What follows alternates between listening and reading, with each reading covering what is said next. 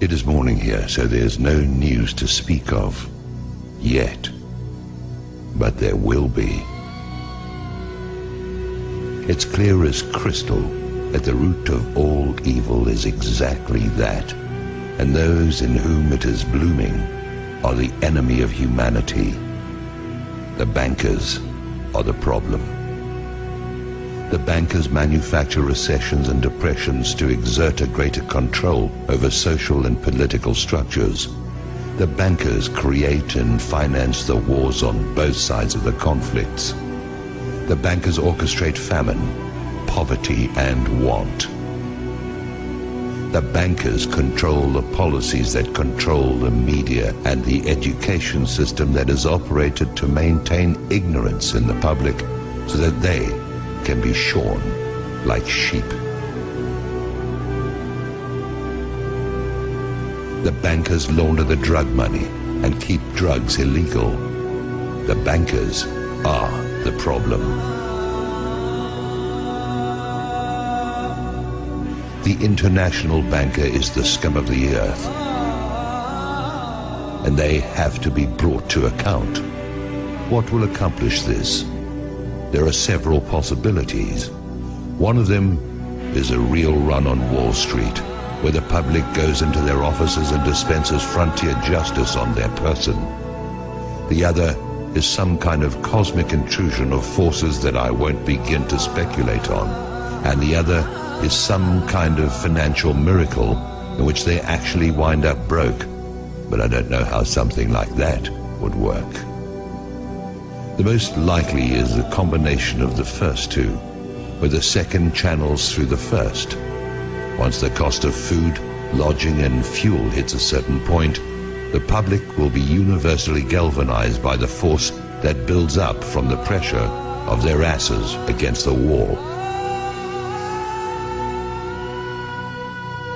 We can be there in a few days. Once the system begins to collapse, it will have its own speed of free fall, and things will move at a spectacular rate of change. It will be like the way weather can suddenly transform in the South Seas. At the point when this begins to occur, the probability of global conflict will accelerate to maximum thrust. This is the primary truth about imperial currency activity. When the money goes south, violent attention goes east. Yes, maybe it will all just limp along on crutches while plastered with band-aids, but that goes contrary to the mathematics.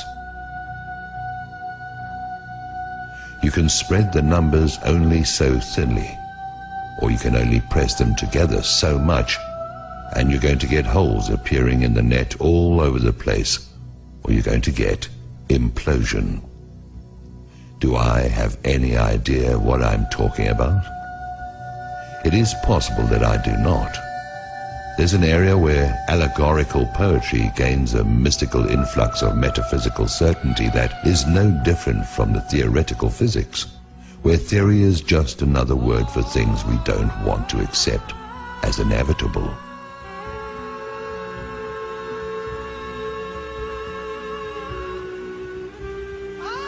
Maybe freedom is just another word for no one left to screw. It stands to reason that sooner or later the public will have no further option but to declare open season on the bankers. They'll be hunted down as the be-all and end-all of everything dangerous and wrong. They are a plague and a pestilence as bad as any epidemic. They are the whiskey and yellow fever blankets on the reservations of ordinary life. They are anthrax masquerading as sweet and low. They are the long-standing source of the majority of humanity's problems and have little competition except for the ubiquitous presence of ignorance and impossible dreams. Whoever these bankers are, that is who they are. When the shit hits the fan, as it is going to do at any moment, the guilt of the banksters is going to stand out like zits on a beauty queen.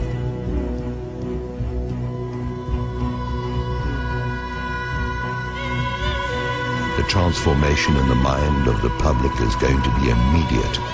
People watch the news, and although it is nothing more than garbage and lies, the players have all been seen there. They've been seen in Congress, and they've been seen wherever the lies created to defend them have been publicized. They are a known quantity. There is no argument of any kind that can be used to generate sympathy for the bankers, who are either behind or finance every outrage against the public that is in existence. Now, their day is at hand, and they show no signs of having any kind of clue. They sit at their vanities and admire their image like Marie Antoinette. They whoop it up like Louis XVI in Versailles, surrounded by gold leaf wallpaper and sycophants, while they diddle the sons and daughters of a dying empire that they brought to pass. There is mercy to be found here, but none of it can be for the banksters who have acted with none in their intentional efforts to beggar, mutilate, maim and destroy anyone and everyone who is not them. That mercy is for the public who, like Lefty, only did what he had to do. I try to get my heart and head around it. I try to see an out for everyone, but the only out I can see for the banksters is out of our lives, and marched still living through the gates of hell, where they can reunite with the banker-in-chief. I'm not the judge or executioner. I'm an observer who's never had enough money to even think about the banks in the first place. Now the bankers tightly grasp what is going to turn into flaming coals in their hands. Judgment is going to cry out from the earth they walk upon and have plundered at will. That will is now going to be drained away into fear and apprehension.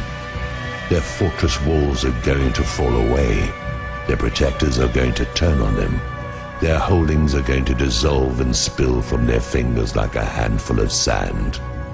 I wouldn't want to be a bankster today, or on any other day.